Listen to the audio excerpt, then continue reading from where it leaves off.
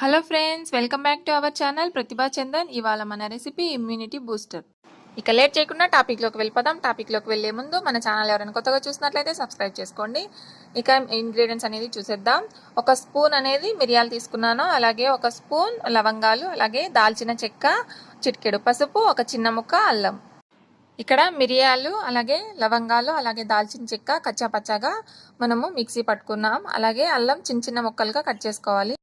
ఒక బౌల్ తీసుకొని అందులో మనము ఒక గ్లాస్ వాటర్ అనేది వేసుకోవాలి. అలాగే మనం ఇప్పుడు ప్రిపేర్ చేసి పెట్టుకున్న మిరియాల పౌడర్ని ఒక హాఫ్ స్పూన్ అనేది ఇందులోకి వేసేసాను.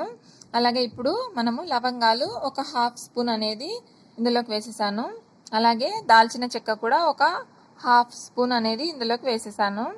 అలాగే ఇప్పుడు మనము అల్లం చిన్న చిన్న ముక్కలుగా కట్ చేసి పెట్టుకున్నాను కదా, అది కూడా ఇందులో వేసేసాము. అలాగే ఇందులోకి ఒక సగం స్పూన్ అనేది పసుపు కూడా ఇందులోకి వేసేసుకొని మంచిగా కలిపేసుకోవాలి. అన్నీ రెడీ చేసిన వాటిని మనం ఇప్పుడు గ్యాస్ మీద పెట్టుకుంటున్నాం. ఇక్కడ నేను ఒక గ్లాస్ వాటర్ తీసుకున్నాను, అది సగం గ్లాస్ వాటర్ వచ్చేదాకా ఉడికించాలి. ఇది ఉడకడానికి దాదాపు 15 మినిట్స్ పట్టింది. 15 మినిట్స్ తర్వాత నేను ఇక్కడ చూస్తే ఆల్మోస్ట్ మనకి కషాయం అనేది రెడీ అయిపోయింది. దీన్ని స్ట్రెయినర్తో స్ట్రెయిన్ చేసుకొని గ్లాస్లో తీసుకోవాలి. అలాగే ఇప్పుడు మనము ఇందులోకి హనీ లేకుండా కూడా తీసుకోవచ్చు.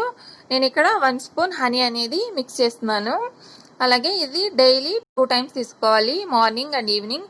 ఇలా తీసుకోవడం వల్ల మనకి ఇమ్యూనిటీ అనేది బాగా డెవలప్ అవుతుంది.